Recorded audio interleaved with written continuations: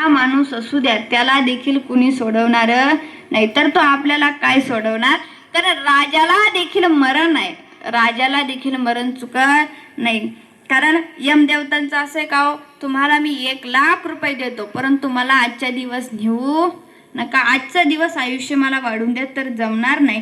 ज्या काळाला आपलं मरण आहे त्यावेळेस आपल्याला येणार आहे. मग राजा देखील आपलं मरण चुकवू शकत नाही आणि राजाचं देखील मरण चुकत नाही. कसं सांगून जाईल? सिकंदर नावाचा राजा होता. आता राजा आजारी पडला. आजारी पडल्याच्या नंतर त्याला इतका तो कमजोर झाला की त्याला वाटलं आता आपण जाणार. त्यावेळेस त्याने त्या वैद्यबुवांना सांगितलं, वैद्यबुवा, मला काय मरण्याची इच्छा नाही, तुम्ही काहीतरी करा आणि माझं मरण एवढं टळवा. आता असं म्हटल्यानंतर वैद्यबुवा म्हणाले, राजा, हे कलियुग आहे, कलियुगामध्ये प्रत्येक जीव जन्माला आला आणि प्रत्येक जीव हा जाणार आहे. प्रत्येक जीव जन्माला आला, प्रत्येक जीव जाणार आहे. जीव हा एकटाच आला आणि जातानाही एकटाच जाणार आहे. असं म्हटल्यानंतर राजा म्हणाला, ठीक आहे, परंतु ज्यावेळेस मी मरेन त्यावेळेस माझी अंतयात्रा जी आहे ती वेगळ्या पद्धतीनं काढायची. वैद्यबुवा म्हणाले, ठीक आहे, तुम्ही म्हणता तशा पद्धतीने काढू, परंतु कशी काढायची? त्यावेळेस त्यांनी सांगितलं, हे बघा, जशी सगळ्यांची काढतात तशीच काढायची, फक्त माझे जे 2 हात आहे ते दोन्ही बाजूने टाकून द्यायचे आणि एका हाताला जे मी कमवलेली धन आहे, जे संपत्ती आहे, ती माझ्या एका हाताला ठेवायची आणि एका हाताला मात्र जे मी सैन्य कमवलं ते एका हाताला ठेवायचं. असं म्हटल्यानंतर ते म्हणाले, ठीक आहे. वैद्यबुवा म्हणाले, ठीक आहे, परंतु अशीच अंतयात्रा का काढायची? तर त्यावेळेस राजाने सांगितलं की, वैद्यबुवा, मला जगाला हा उपदेश करायचा आहे की जोपर्यंत मी होतो तोपर्यंत ह्या हाताला जे आहे, जेवढं धन आहे, जी संपत्ती आहे तेवढी मी कमावली आणि ह्या हाताला जे सैन्य आहे तेवढं मी जोपर्यंत होतो तोपर्यंत मी कमवलं. परंतु येताना एकटा आलो, आल्याच्या नंतर मी एवढं कमवलं, परंतु तरीही जाताना मला मोकळे हात घेऊन जावं लागलं. हा उपदेश मला या जगाला करायचा आहे. म्हणून प्रत्येक जीव आलाही एकटाच आणि जायचंही एकटालाच. सुईच्या टोकावर बसेल एवढं सुद्धा सोबत घेऊन जाऊ शकत नाही. म्हणून जोपर्यंत आहे तोपर्यंत त्या भगवंताचं नामस्मरण चिंतन करा. कारण कोण कधी जाईल सांगता येत नाही, कुणाचाही भरोसा नाही. तुझा ना भरोसा ना माझा भरोसा, जग हे कुणाचे सांग भल्या मानसा.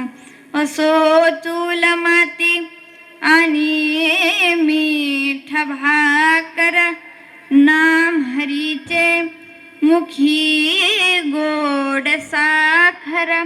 सोडून दे रे धनाचा तुला लसा, जग हे कुणाचे सांग भल्या मानसा.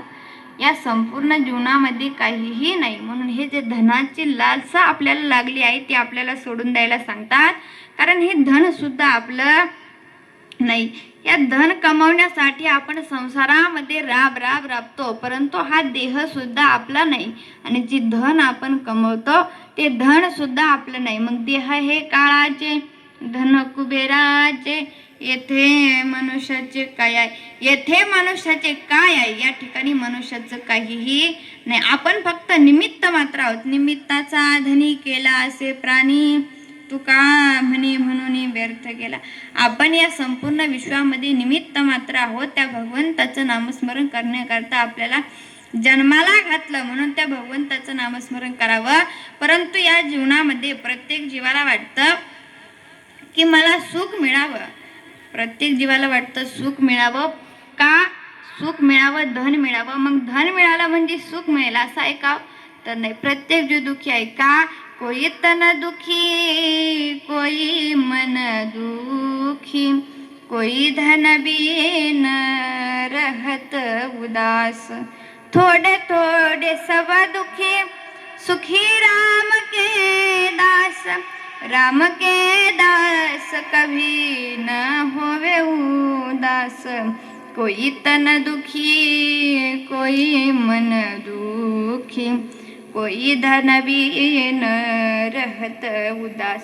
म्हणजे धन मिळत नाही म्हणून प्रत्येक जीव दुखी आहे, परंतु मी आता सांगितलं की धन सुद्धा आपलं नाही. जो देखे सो दुखिया बाबा, सुखिया कोई नहीं रे. राजा दुखिया प्रजा दुखिया, दुखिया धन बैरागी. राजा दुखिया प्रजा दुखिया, दुखिया धन बैरागी.